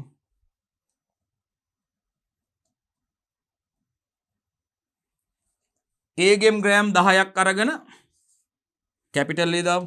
ඒ කියන්නේ පළවෙනි එක්කෙනාගෙන් ග්‍රෑම් 10ක් අරගෙන ඒක බ්ලෙන්ඩ් කරලා ඒකෙන් මේකට අපි ප්‍රමාණයක් දානවා. B ගෙන් ග්‍රෑම් 10ක් අරගෙන ඒක බ්ලෙන්ඩ් කරලා ඒකට අවශ්‍ය රසායනික ද්‍රව්‍ය දාලා සකස් කරගෙන ඒකෙන් මේකට දානවා. C ගෙනුත් ග්‍රෑම් 10ක් කරලා ඒකෙනුත් බ්ලෙන්ඩ් කරලා අරගෙන මේකට දානවා. අවශ්‍ය ද්‍රව්‍ය දාලා මේක D ගෙනුත් ගන්න. අන්න දැන් 4 දෙනා වෙන වෙනම ඉන්නේ. ඔන්න දැන් මේකට අදාළ රසායනික ද්‍රව්‍ය දාලා අර රීඩර් එකට දාපුවාම හිස්ටමින් රීඩර් එකට දාපුවාම අපිට හරියටම එනවා මේකෙන් කාගේද වැඩිපුරම හිස්ටමින් තියෙන්නේ කියලා. අපි හිතමු මෙයාගේ ආවේ නෑ. එයාගේ 0.0යි. දෙවනි එක්කෙනාගේ 0.0යි. මෙන්න මෙයාගේ එක්කෙනෙක්ගේ තියෙනවා 15ක්. එක්කෙනෙක්ගේ තියෙනවා 100ක්. ඕම් ඔහොම. ppm part per million. right? ppm මේ දෙන්න හොඳයි. AB හොඳයි. මේ දෙන්න ප්‍රොසෙස් කරන්න දාන්න පුළුවන්. AB කියන්නේ කවුද? 1 සහ 2 කියපු මත්ස්‍ය දෙන්න හොඳයි. එහෙනම් 3 තුන්වෙනියාගේ C කීපේ තුන්වෙනියානේ. තුන්වෙනියාගේ ppm 15ක් තියෙනවා. හතරවෙනියාගේ හොඳට වැඩි ppm 100ක් තියෙනවා. එහෙනම් මතක තියාගන්න රීචෙක් කරන CCP එක අපි අර මුලින්ම එකපාර ගොඩකගේ චෙක් කරගන්න ඕන හින්දානේ 4 දැම්මේ. අපි රීචෙක් එකකට යන CCP එක තමයි 3 ppm. රීචෙක් එකට ගියාට පස්සේ මේ 4 දෙනාගේ වෙන වෙනම බල්ලි වුණාට පස්සේ රිජෙක්ට් කරන CCP එක තමයි 10යි ppm. 4 දෙනා ගානේ දාලා මත්ස්‍යයන්ගේ 4 දෙනා ගානේ සාම්පල් දාලා චෙක් කරනකොට අපිට 4 දෙනා එක වෙල්ලෙකටනේ දැම්මේ. 4 දෙනාගේම සාම්පල් එක වෙල්ලෙකට දැම්මේ. එහෙම චෙක් කරපුවාම 3යි ppm ආවනම් 3යි ppm හෝ ඊට වඩා වැඩි වුණා නම් වෙන වෙනම 4 දෙනා රීචෙක් එකක් කරනවා. වෙන වෙනම 4 දෙනා රීචෙක් කරලා එක්කෙනෙකුගේ හරි ppm මගේ හිස්ටමීන් ලෙවල් එක 10 හෝ 10ට වඩා වැඩි වුණා නම් මොකද කරන්නේ? ඒගොල්ලෝ කෙලින්ම රිජෙක්ට් කරනවා. ආපහු සප්ලයර්ස්ටම දෙනවා. මොකද කරන්නේ? එතකොට කොහොමද? ලැබ් එකෙන් පරීක්ෂණාගාරයෙන් දැනුම් දෙනවා 3 සහ 4 කියන අංක යෙදූ මත්ස්‍යයන්ට රතු පාට ටැග් එකක් ගැට ගහලා දෙනවා. මෙන්න මේ වගේ රතු පාට ටැග් එකක් දෙනවා. 3 රතු පාට ටැග් දෙකක් දෙන්න වෙනවා. 4 කියලා මෙහෙම රතු පාට ටැග් එකක් දෙනවා මේ මත්ස්‍යයන්ගේ කූල් රූම් එකේ. දැන් මේගොල්ලෝ ප්‍රොසෙස් කරන්නේ නැතුව කූල් රූම් එකේ ස්ටෝ කරලා ඉන්නේ. අර චිල් අරින්න වෝටර් වලින් හොදලා නේද? සාම්පල් එකක් අරගෙන ටෙම්පරේචර් එක බලලා ඒගොල්ලෝගේ ඇස් වල ස්වභාවය බර අරගෙන බර ලකුණු කරලා බර සලකුණු කරලා රිසීවින් එකේ ඉන්න රිසීන් සුපර්වයිසර් එයාගේ සම්පූර්ණ බර ලකුණු කරනවා. එයාගේ ඇස් වල පාට, එයාගේ මස් වල ස්වභාවය, ඇස් වල වර්ණය, ශාරීරික වර්ණය මේ ඔක්කොටම ලකුණු දෙනවා. ඒ අනුව තෝම අපනයනය සඳහා තෝරගන්නේ. කලර් එක හොඳට තියෙන්න ඕනේ. හොඳ රෙඩිෂ් හොඳ රතු පාට කලර් එකක් තියෙන්න ඕනේ. ග්‍රේඩ් A කියන කලර් එක තමයි බොහෝ දුරට අපනයනය සඳහා තෝරගන්නේ මත්ස්‍යයෙන්. හරි. එතකොට එහෙනම් මෙන්න හිස්ටමීන් ලෙවල් එක මෙයාගේ 10ට වඩා 10ට වැඩි, මෙයාගෙත් වැඩි. එහෙනම් 3 කියන 4 සහ කියන මත්ස්‍යයන් සඳහා ටැග් එකක් දෙනවා. මොකද කරන්නේ? ඒ 3 නිල් පාට ටැග් එකක්නේ කලින් ගැට ගහලා තියෙන. අතුල් කරගද්දී මෙයාගේ ටැග් එකක් ගැට ගැහුවානේ. නිල් පාට ටැග් එක අංක 3 කියලා ගැට ගහලා තියෙන කෙනාගෙම මේ අංක 3 කියලා රතු පාට ටැග් එක ගැට ගහනවා. ඒ වගේම 4 වෙනි මත්ස්‍යයාගේ නිල් පාට ටැග් එකකුත් ගැට ගහලා තියෙනවා. අතුල් කරගන්නකොට නිල් පාට ටැග් එකක් ගැට ගැහුවේ. දැන් රතු පාට ටැග් එක ගැට ගහනවා යාගේ. ඒගොල්ලෝ ප්‍රොසෙස් කරන්න යවන්නේ වහාම සප්ලයර්ස්ලාට ඒගොල්ලෝ අහපව් දෙනවා. දැන් මේකේ හොඳ මත්ස්‍යයන් ඉන්නවා. 1 2 කියන මත්ස්‍යයන්ගේ හිස්ටමීන් නැහැනේ. අන්න ඒගොල්ලෝ කියනවා 1 2 කියන මාළු හොඳයි කියලා ලිස්ට් එකක් ලියලා දෙනවා. ඒගොල්ලෝ කූල් රූම් එකෙන් එළියට අරන් මොකද කරන්නේ? ප්‍රොසෙස් කරනවා. ඒගොල්ලෝ ප්‍රොසෙස් කරනවා. ඩී හෙඩින් කරනවා හෙඩ් එක ඊට පස්සේ ඒගොල්ලෝගේ අතුරු බහන් කොටස් කපලා අරගෙන වෙනම එතනම තියෙනවා කෙලින්ම තියෙනවා ඔපල් කන්ටේනර් එකක්. ඒකට දානවා කෙලින්ම අර හොඳ කපපු හෙඩ් එක ඩීහෙඩින් කරපු කෙනා හෙඩ් එක රිමූව් කරපු මත්ස්‍යයා නැවත සෝදලා ඉදිරියට යවනවා. ෆිලට් කරන්න ඉදිරියට යවපුවා පස්සේ ඇතුලේ ඉන්න ඒ පිලටින් ඒරියා එකේ ඉන්න වැඩ කරන සේවකයෝ මොකද කරන්නේ? මත්ස්‍යයා අර කොටස් 4කට පළල මැද කටුව එතන තියෙනවා වෙනම ඔපල් කන්ටේනර් එකක් මැද කටුවට මැද කට්ට අර මාළුවගේ මැද කටුව ඔපල් කන්ටේනර් එකට විසි කරනවා වෙනම අර පිලට් 4කට සම්පූර්ණ මාළුවම දැන් ගත්තොත් අපිට පල්ලෙහාට සම්පූර්ණ මත්ස්‍යයම ගත්තොත් දරුවනේ දැන් මෙයාගේ හෙඩ් එක අයින් කරලා තියෙන්නේ. හෙඩ් එක අයින් කරලා තියෙන මෙයාව මේ ආකාරයට මෙයාව රයිට් මෙන්න මේ ආකාරයට පලනවා. මෙහෙම යටින් පලනකොට අර මැද කට්ට අයින් කරලා මෙන්න මේ වගේ කෑලි 4ක් මෙන්න මේ වගේ එක කෑල්ලයි දෙක කෑල්ලයි මේ එක කෑල්ලයි දෙක කෑල්ලයි යහ පැත්තේ කෑලි එනවනේ. අන්නේ කෑලි 4 තමයි ගන්නෙ. ඒ කෑලි 4 ඉස්සරහට යවනවා. ඒ කෑලි 4 ඉස්සරහට යවපුවාම ඒ කෑලි වෙනම මේ දෙපැත්තේ ටේල් කෑලි කපලා අයින් කරනවා ඒ වගේ. එතකොට මෙන්න මේ වගේ ලස්සන කියුබ් එකක් එන්නේ. මේක ට්‍රිම් කරලා වෙන මේක කළු මස් තියෙනවා නම් මේ වගේ කළු මස් තියෙනවා නම් ඒ වයින් කරලා මෙන්න මේ කෑල්ල තමයි රැප් කරලා බෑග් එකකට දාලා රට යවන්න සකස් කරලා ගන්න. සරලවම කිව්වේ ක්‍රියාවලිය. ඊට පස්සේ මේගොල්ලන්ට වෙනම ජෙල් අයිස් දාලා රිජිෆෝම් බොක්ස් වලට දාලා සීල් කරලා ෆයිනල් ප්‍රොඩක්ට් ස්ටෝරේජ් වල ස්ටෝර්ස් වල ස්ටෝ කරලා තියෙනවා. ෂිප්මන්ට් එකට ගෙනියන්න එයාපෝට් එකට ගෙනියන්න ෆ්‍රීසර් ට්‍රක් එක එනකන්. ට්‍රක් එක ආපුවාම කිලෝ 1200ක පෙට්ටි තියෙනවා නම් ඒ ටික පෙට්ටි ටික ඔක්කොම ට්‍රක් එකට පැටවීම සිද්ධ කරනවා. කොතනින්ද? අර ඩිස්පැච් ඩ්‍රෝ එකේ. ඩිස්පැච් ඩ්‍රෝ එකේ. අන්න. ඉතින් ඔන්න ඔය ක්‍රියාවලිය පුතේ ඔය කියපු සම්පූර්ණ ක්‍රියාවලියම ඔතන අපිට විශේෂයෙන් කියන්න අවශ්‍ය වුණේ CCPs තිබ්බා ඔතන. ඔබ දකින්න ඇති. CCPs තිබ්බා. එකක් හිස්ටමීන් අනික උෂ්ණත්වය චෙක් කරලා බලුවා එතනදී උෂ්ණත්වය 4ට වඩා 4 හෝ 4ට වඩා අඩුයි නම් තමයි කර්මාන්තශාලාවට ඇතුළු කරන්නේ. 4ට වැඩි නම් දුන්නා. තව මොකද්ද තිබ්බේ? හිස්ටමීන්. අර හිස්ටමීන් ලෙවල් එක දැක්කද? 4 දෙනා ගානේ දාලා චෙක් කරලා බලපුවම 3 හෝ 3ට වඩා වැඩි නම් රීචෙක් එකක් යනවා. අර 4 දෙනාම වෙන වෙනම චෙක් කරපුවාම CCP එක කීයද? ක්‍රිටිකල් කන්ට්‍රෝල් පොයින්ට් එක කීයද? CCP එක උනේ 10යි. 10 නම් ඒත් රිජෙක්ට් කරනවා. 10ට වැඩි නම් කොහොමත් රිජෙක්ට් කරනවා. අන්න බලන්න එතකොට මෙතන වෙන්න තිබ්බ අනුතර පාලනය වෙනවනේ පුතේ. වෙන්න තිබ්බ අනුතර පාලනය වෙනවා. ඒ ආකාරයට තමයි HACCP කළමනාකරණ පද්ධතිය ක්‍රියාත්මක වෙන්නේ. ඒ විතරක් නෙවෙයි ඒ තව ඉස්සරහට යන ප්‍රොසෙසින් ඒරියා වල උෂ්ණත්වය, කූල් රූම් වල පවත්වා ගන්න ඕන උෂ්ණත්වය, කූල් රූම් එකේ තියෙන ඕන උෂ්ණත්වය තියෙනවා. මත්ස්‍යයන්ගේ පවත්වා ගත උෂ්ණත්වය තියෙනවා. අවසන් නිෂ්පාදනයේ සෙල්සියස් අංශක ඍණ 2ක් ධන 2ක් අතර උෂ්ණත්වය පවත්වා ගන්න ඕනේ. නේද? කූල් රූම් වල තියෙන ඕන උෂ්ණත්වය ඒ යනකම්ම මොනිටර් කරනවා. යනකම්ම මොනිටර් කරන උෂ්ණත්වය එයාපෝට් එකට යනකම්ම ඒවා ප්‍රශස්ත තත්ත්ව පවත්වා ගන්න ඕනේ. එහෙනම් මතක තියාගන්න HACCP කළමනාකරණ පද්ධතිය ක්‍රියාත්මක වෙනකොට අපි උදාහරණයක් ගත්තේ මත්ස්‍ය අපනයනය කරන සමාගමක බෝට් එකේ ඉඳන් එයාපෝට් එකට යනකම්ම මොනිටර් වෙන්නේ මේ HACCP කළමනාකරණ පද්ධතියෙන්. කිසිම ආකාරයකින් ආහාරයකට උපද්‍රවයක් නොවන ආකාරයට මේ කළමනාකරණ පද්ධතිය මගින් ආදරණීය දුවේ පුතේ මනාව මේ කටයුතු කළමනාකරණය කරනවා. right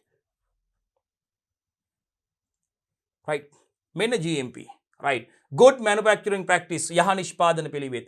ඒ වගේම මෙන්න gap එක තියෙනවා GAP good agricultural practice යහ කෘෂිකාර්මික පිළිවෙත්. මෙයාට කියනවා පුතේ මෙයාට කියනවා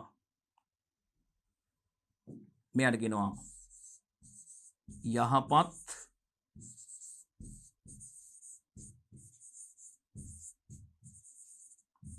කෘෂිකාර්මික පිළිවෙත්. යහපත් කෘෂිකාර්මික පිළිවෙත් ගැප් එක good agricultural practice හරිනේ පුතේ good agricultural practice මේ බලන්න certified අනක වෙලා යම් කිසි ආයතනයක් ආහාර නිෂ්පාදනය කරන සමාගමක් right මේ ගැප් එක අරගෙන තියනවා කියන්නේ ගැප් certified කියලා කියන්නේ පුතේ වගා ශේෂ්ත්‍රයේ ඉඳලා නැත්තම් ගොවි බිමේ ඉඳලා භෝග වගා කරලා තියෙන ශේෂ්ත්‍රයේ ඉඳන් පුතේ කර්මාන්ත ශාලාව දක්වාම අපි දන්නවා මේ ආහාරයට නොයෙකුත් අපද්‍රව්‍ය අන්තරාදායක කටයුතු වෙන්න පුළුවන් පුතේ. ආහාරය නැත්තම් මේ සෞඛ්‍ය ආරක්ෂිතභාවයට තර්ජනයක් වෙන්න පුළුවන් භෞතික රසායනික සහ ජෛවීය ආපදා තත්ත්වයන් ඇති වෙන්න පුළුවන් පුතේ. අන්න ඒ තත්ත්වයන් ඇතිවීම වළක්වා ගැනීම පිණිස පුතේ සිදු කරනු ලබන ක්‍රියාවලීන් තමයි මෙන්න මේ යහ කෘෂිකාර්මික පිළිවෙත් කියන කළමනාකරණය මගින් පුතේ මෙන්න මේ ප්‍රමිතිකරණය මගින් ලබා දීලා තියෙන්නේ. ඒ කියන්නේ පුතේ අපි මුලින්ම ඇත්ත වශයෙන්ම කියනවා නම් භෝග වගා කරන්න පෙර ඉඳලා භෝග වගා කිරීම සඳහා ශේෂ්ත්‍රයක් භූමියක් තේරීමේ සිට පුතේ අවසන් අස්වැන්න නෙලන අවස්ථාව දක්වා ඒ නෙලා ගන්නා ලද අස්වැන්න කර්මාන්ත ශාලාවට රැගෙන යන අවස්ථාව දක්වාම පුතේ ඒ ක්‍රියාවලිය මේ ගැප් එකෙන් තමයි පාලනය වෙන්නේ. යහ කෘෂිකාර්මික පිළිවෙත් අනුගමනය කරන්න ඕනේ පුතේ ඒ දක්වාම. ඒ කියන්නේ ගොවිපළයේ සිට කර්මාන්ත ශාලාව දක්වාම පුතේ යහ කෘෂිකාර්මික පිළිවෙත් අනුගමනය කරන්න ඕනේ. භෝග සංස්ථාපනයේදී පුතේ ඒ වගේම ජල සම්පාදනයේදී පුතේ පොහොර යෙදීමේදී ඒ වගේම පුතේ අස්වනු නෙලීමේදී අස්වනු තේරීමේදී අස්වනු ඒ වගේම පිරිසුදු කිරීමේදී අස්වනු ශ්‍රේණිගත කිරීමේදී අස්වනු ගබඩා කිරීමේදී ඊට කලින් අස්වනු ඇසිරීමේදී අස්වනු ගබඩා කිරීමේදී අස්වනු ප්‍රවාහනයේදී මෙන්න මේ සියලුම අවස්ථාවලදී පුතේ මනා කෘෂිකාර්මික පිළිවෙත් අනුගමනය කිරීම තුළින් අපිට උසස් ගුණාත්මක ප්‍රමාණාත්මකෝ සහ ගුණාත්මක උසස් තත්ත්වයෙන් යුතු සෞඛ්‍ය ආරක්ෂිත ආහාරයක් නිෂ්පාදනය කර ගැනීමට හැකියාව ලැබෙනවා පුතේ. මතක තියාගන්න මේ ක්‍රියාවලිය ඇත්තටම මේ ගැප් එක ඔබ අහලා ඇති කෘෂිකර්ම දෙපාර්තමේන්තුවේ බොහෝ තැන්වල මේක අපිට අහන්න ලැබෙනවා. මේ ගැප් එක මගින් නිෂ්පාදිත ආහාර කියලා තියෙනවා සමහර තැන්වල කෘෂිකර්ම දෙපාර්තමේන්තුවේ අලවිසල් තියෙනවා. කෘෂිකර්ම දෙපාර්තමේන්තුව ඒ සමහර දිස්ත්‍රික්කවල විශේෂයෙන්ම අපි දන්නවා ගන්නෝරුව උද්‍යාන භෝග හා පරිශ්‍රණ දෙපාර්තමේන්තුව තුන එත ගැප් මගින් නිෂ්පාදිත එළවලු පළතුරු අපිට මිලදී ගන්න පුළුවන් මේ ගැප් එක අනුව සමහර දිස්ත්‍රික්කවලත් මම දැකලා අනුරාධපුර දිස්ත්‍රික්කයේ වගේම සමහර දිස්ත්‍රික්කවල මේ කෘෂිකර්ම දෙපාර්තමේන්තුවේ ඉදිරිපිට මේ ගැප් මගින් නිෂ්පාදිත එළවලු පළතුරු පාරිභෝගිකයන්ට මිලදී ගැනීමට අවස්ථාව සපයලා තියෙනවා. සමහර එළවලු හා පළතුරු නිෂ්පාදන වලත් පිරිවෙල් සැල් වල ඔබට දැකලා ඇති ඔබ දැකලා ඇති මේ ගැප් සර්ටිෆයිඩ් කියන එක දාලා තියෙනවා පුතේ මේ good agricultural practice කියන මේ ගැප් කියන මේ ගැප් සර්ටිෆයිඩ් කියන එක පුතේ දාලා තියෙනවා. ඉතින් අපිට මේ එහෙනම් අපිට බය වෙන්න දෙයක් නැහැ. ගොවිපොළේ සිට කර්මාශාලාව දක්වාම මේ සුරක්ෂිතතාවය ආරක්ෂා කරන පරිදි යහ කුසිකාර්මිත පිළිවෙත් අනුගමනය කරලා නිෂ්පාදනය කරලා තියෙන එක සම්බන්ධයෙන් තමයි පුතේ ඒ අවස්ථාව ලබා දීලා තියෙන ප්‍රමිතිය. මෙන්න SLS ශ්‍රී ලංකා ප්‍රමිති ආයතනය මගින් පුතේ නිම්බාණ්ඩයක් හෝ නිෂ්පාදන ක්‍රියාවලියක් සඳහා ප්‍රමිති සහතිකයක් ලබා ගැනීමේදී පුතේ මේ ශ්‍රී ලංකා ප්‍රමිති ආයතනයේ ශ්‍රී ලංකා ස්ටෑන්ඩඩ් ඉන්ස්ටිටියුට් එකෙන් තමයි මේ SLS ප්‍රමිතිය ලබා ගන්න පුතේ. අනිවාර්යෙන්ම SLS ලබා ගත යුතු ආහාර ද්‍රව්‍ය තියෙනවා පුතේ. පානීය ජල බෝතල් සඳහා ස්ථීරව SLS ලබා ගන්න ඕනේ පුතේ. දුඹුරු සීනි ඒ වගේම සැමන් උකු කිරි ටින් කළපු කිරි ඒ වගේම සකසන ලද පළතුරු සිරප් වර්ග පුතේ ඒ සඳහා අනිවාර්යෙන් SLS සහතිකය ලබා ගත යුතු. උකු කිරි ටින් කිරි කියන්නේ මිල්ක් මේඩ් වගේ දේවල් වලට. ඒ වගේම පුතේ මේ ආහාරයක තත්වය සහතික කර ගැනීම සඳහා බොහෝ ආයතන මේ දැන් බිස්කට් නිෂ්පාදනය කරන සමාගම් බොහෝ ආහාර නිෂ්පාදනය කරන සමාගම් SLS සහතික ලබා ගන්නවා පුතේ. ආහාර පමණක් නෙවෙයි යකඩ සඳහා අනිවාර්යෙන් SLS තියෙන්න ඕනේ නේද පුතේ? අපි දන්නවා වාහනේ වර්ග සඳහා. ඉතින් මේ ආහාර සඳහා ශ්‍රී ලංකා ප්‍රමිති ආයතනයේ ශ්‍රී ලංකා ස්ටෑන්ඩඩ් ඉන්ස්ටිටියුට් එකෙන් මගින් ලබා දෙන මේ SLS සහතිකය ලබා ගැනීම සඳහා අදාළ ක්‍රියාවලින් පුතේ අපි ඉදිරියේදී කතා කරනවා මේ ඒකකයේදී. ඊළඟට මේන් තියෙන පුතේ GMP එක අපි කියනවා good manufacturing practice නැත්නම් යහ නිෂ්පාදන පිළිවෙත්. යහපත් නිෂ්පාදන පිළිවෙත්. මෙන්න යහ නිෂ්පාදන පිළිවෙත් පුතේ GMP එක good manufacturing practice quality product. අන්න මේ GMP බොහෝ ආයතනවල තියෙන ආහාර අපනයනය කරන සහ අපේ ශ්‍රී ලංකාවේ දේශීය වගේම විදේශීය වෙළඳපොළේ ආහාර අපනයනය කරන සමාගම්වල බිස්කට් නිෂ්පාදන, තේකොළ නිෂ්පාදන පුතේ මේ වගේම මත්ස්‍ය ආහාර නිෂ්පාදන, ඒ වගේම පුතේ අපි දන්නවා විශේෂයෙන්ම පාන වර්ග පුතේ කෝඩියල් වර්ග, ඒ වගේම ජෑම් නේද පුතේ සෝස් වර්ග මේ අපේ රට තුල නිෂ්පාදනය කරන අපි දන්නවා සොසේජස් වර්ග සැකසූ ආහාර වර්ග නිෂ්පාදනය කරනවා පුතේ.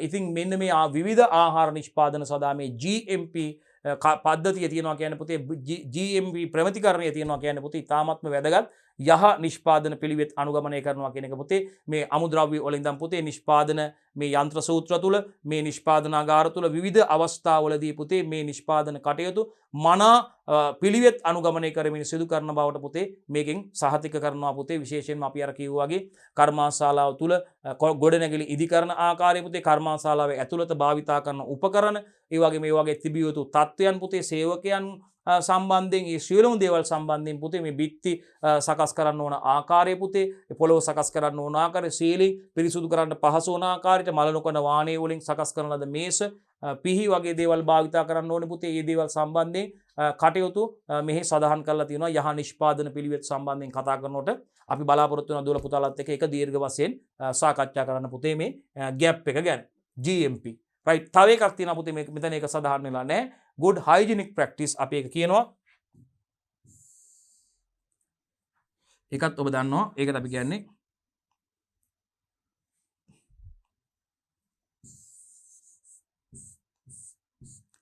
GHP good hygienic practice අපි කියන පුතේ යහපත් සෞඛ්‍ය ආරක්ෂිත පිළිවෙත්. යහපත් සෞඛ්‍ය ආරක්ෂිත පිළිවෙත් good hygienic practice යහ සෞඛ්‍ය ආරක්ෂිත පිළිවෙත් පුතේ. මේකත් විශේෂයෙන්ම අපි දන්නවා ආහාර නිෂ්පාදන කර්මාශාලාවක් තුල ආයතනයක් තුල මනා සෞඛ්‍ය ආරක්ෂිත පිළිවෙත් අනුගමනය කරන්න ඕනේ පුතේ. සේවකයන් වගේම පුතේ මේ ආහාර නිෂ්පාදනයේදී අපි ඒක විශේෂයෙන් කිව්වා. විශේෂයෙන් මේ සේවකයන්ගේ ස්වස්ථතාවය සේවකයෝ රෝග වලට ගොදුරු නොවූ පුද්ගලයෝ වෙනවනේ. බෝවන රෝගයකට පාත්‍ර වෙච්ච කෙනෙක් නම් පුතේ අපි දන්නවා පුතේ අතිසාරය ඒ වගේම සැල්මොනෙල්ලා උණ සන්නිපාතය සැල්මොනෙල්ලා ටයිපි ඒ වගේම අපි දන්නවා කහ උණ වගේ මේ රෝගී තත්ත්වයකට ඒ වගේම මේ දිගු කාලින සුවල නොවන තුවාලයක් පුතේ සැරව වැස් වෙන තුවාලයක් පුතේ මේ කන් වලින් සෙම සොටු දියර වගේ දේවල් මෙහෙම නාසයෙන් ගලනවා නම් එවැනි කට්ටියට පුතේ කර්මාශාලාව තුළට අපි ඇතුළු කරගන්නේ නැහැ පර්මිස් එකට. ඒ වගේම වාර්ෂිකව පුතේ මේ සඳහා පරීක්ෂණයක් වෛද්‍ය පරීක්ෂණයක් වාර්ෂිකව මේ සියලු සේවකයන් සඳහා සිදු කරනවා පුතේ. ඔවුන් ඒ අයගේ ස්ටූල් පවා පරීක්ෂාවකට ලක් කරනවා පුතේ. පරීක්ෂාවකට ලක් කරලා තමයි මේ කටයුතු සිදු කරන්නේ. නිරෝගීව ඉන්නවද කියලා කර්මාශාලාව තුළ මේ දේවල් අනුගමනය කරන්න ඕනේ පුතේ. විශේෂයෙන්ම අපි මේකෙදී ඒ සඳහා ආරක්ෂිත පළඳනාවන් පුතේ මුඛවාඩම් අපි ඒක කිව්වා. ඒ වගේම hair net apron ඒ වගේම අත්වැසුම් පුතේ හිස් වැසුම් ඒ දේවල් කරන්න ඕනේ. නියපොතු වවලා ඉන්න බැහැ පුතේ. කොණ්ඩේ යන්න පුළුවන්. අපි දන්නවා එකතු කරාඹු වගේ දේවල් එල්ලෙන කරාඹු වගේ දේවල් දාන්න නැහැ පුතේ. දාන්න බැහැ ඇතුලේ. පර්ෆියුම් වගේ දේවල් ගහගෙන යන්නේ නැහැ. ඒ වගේම මාල චේන් මුදු ඒවා ඉවත් කරලා ගිහිල්ලා නැවත එළියට යනකොට පළඳ ගන්න පුළුවන් පුතේ. ෆර්මිස් එකෙන් එළියට කර්මාශාලාවෙන් එළියට යනවා නම් වැසිකිළියට වගේ යන්න. අදාළ ස්ථානවල කර්මාශාලාව තුල ඇඳගත් ඇඳුම් වෙනම තියලා සාමාන්‍ය ඇඳුමකින් ගිහිල්ලා ඇවිල්ලා අත් හොඳින් සබන් දාලා හොදන්න ඕනේ පුතේ. ඉතින් ඊට පස්සේ තමයි නැවත පිරිසුදු අර කර්මාශාලාව තුලට ඇඳුම් ඇඳගෙන ෆුඩ් බාත් එකකට බැහැලා ඊට කලින් අත් සෝදගෙන ෆුඩ් බාත් එකකට බැහැලා එයා කාටන් එක කරහා තමයි කර්මාශාලාව ඇතුළට යන්න පුළුවන්. මොකද මේ පාරිභෝගිකයන්ගේ සුරක්ෂිතතාවය ආහාර සුරක්ෂිතතාවය පවත්වා ගැනීම සඳහා පුතේ මනා සෞඛ්‍ය ආරක්ෂිත පිළිවෙත් මේ ආයතන තුල අනුගමනය කරන්න ඕනේ. ඒක තමයි පුතේ good hygienic practice කියන්නේ යහපත් සෞඛ්‍ය ආරක්ෂිත පිළිවෙත් කියන්නේ. ඒ වගේම පුතේ මේ HACCP වගේ කළමනාකරණ පද්ධති ආයතනක් තුල ක්‍රියාත්මක වීමකට පෙර ඒ ආයතන තුල සිදු කළ යුතු ක්‍රියාත්මක කළ යුතු පෙර අවශ්‍ය වැඩපිළිවෙළවල් ලෙස පුතේ මේ GMP සහ GHP කියන යහ සෞඛ්‍ය ආරක්ෂිත පිළිවෙත් යහ නිෂ්පාදන පිළිවෙත් වගේම යහ කෘෂිකාර්මික පිළිවෙත් වගේ පිළිවෙත් අනුගමනය වීම අනිවාර්යෙන්ම අත්‍යවශ්‍යයෙන්ම සිදු වෙන්න ඕනේ පුතේ. ඒවා අනුගමනය කරමින් පවත්වාගෙන යාමෙන් පසුව තමයි අපි අර HACCP වගේ කළමනාකරණ පද්ධති ආයතන තුල ක්‍රියාත්මක කරවීම සඳහා කටයුතු සූදානම් කරගන්න බලාපොරොත්තු වෙන්නේ. හොඳයි පුතේ. එතකොට මතක තියාගන්න නම් පෙර අවශ්‍ය වැඩපිළිවෙළල් මොනවද පුතේ? මේ HACCP වගේ ක්‍රියාත්මක වෙන්න කලින් ආයතනයක් තුල HACCP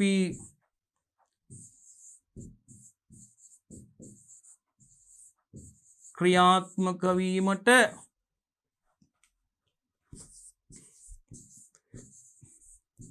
පෙර අවශ්‍ය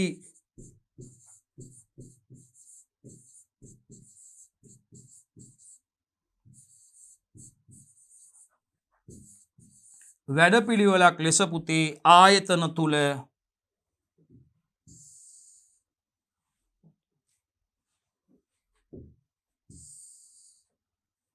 ආයතන තුල පුතේ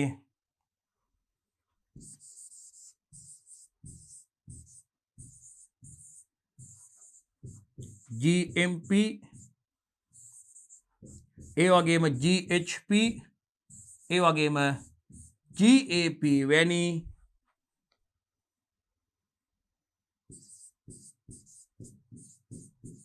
ප්‍රමිතීන්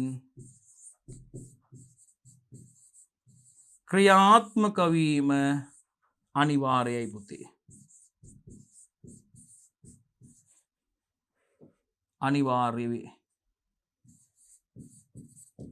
right අනිවාර්ය වෙනවා. right එහෙනම් මතක තියාගන්න HACCP වැනි කළමනාකරණ පද්ධතියක් ක්‍රියාත්මකවීමකට පෙර පුතේ පෙර අවශ්‍ය වැඩපිළිවෙලක් ලෙස ආයතන තුල මේ GMP good manufacturing practice යහ නිෂ්පාදන පිළිවෙත් good hygienic practice යහ සෞඛ්‍ය ආරක්ෂිත පිළිවෙත් good agricultural practice යහ කෘෂිකාර්මික පිළිවෙත් වැනි ප්‍රමිතීන් ක්‍රියාත්මක වීම අනිවාර්යෙන්ම සිදු වෙන්න ඕනේ. අත්‍යවශ්‍යයෙන්ම සිදු විය යුතුයි පුතේ. right මේ දින පුතේ මේකත් international quality service එකක් පුතේ GHP certified good hygienic practice බාන පුතේ යහ සෞඛ්‍ය ආරක්ෂිත පිළිවෙත් good hygienic practice අනිවාර්යෙන්ම මේවා පුතේ ක්‍රියාත්මක විය යුතුයි ආහාර නිෂ්පාදන සමාගමක් ආයතනයක් තුල. හොඳයි ආදරණීය පුතේ අපි මේ හැඳින්වීමක් කරේ දුවල පුතාලට ඉන්ට්‍රොඩක්ෂන් එකක් මේ ආහාර සෞඛ්‍ය ආරක්ෂිතතාවය පිළිබඳ අපි පවත්වා ගත යුතු ප්‍රමිතීන් පිළිබඳව පුතේ විශේෂයෙන්ම තත්ත්ව කළමනාකරණ පද්ධති පිළිබඳව පුතේ හොඳයි දුවේ පුතේ අපි ඉදිරියේදී ඊළඟ කොටසින් බලාපොරොත්තු වෙනවා ආදරණ දියල පුතාලත් එක්ක එකින් එක මේ තත්ත්ව කළමනාකරණ පද්ධති පිළිබඳව සවිස්තරාත්මකව විස්තර කරන්න බලාපොරොත්තු වෙනවා.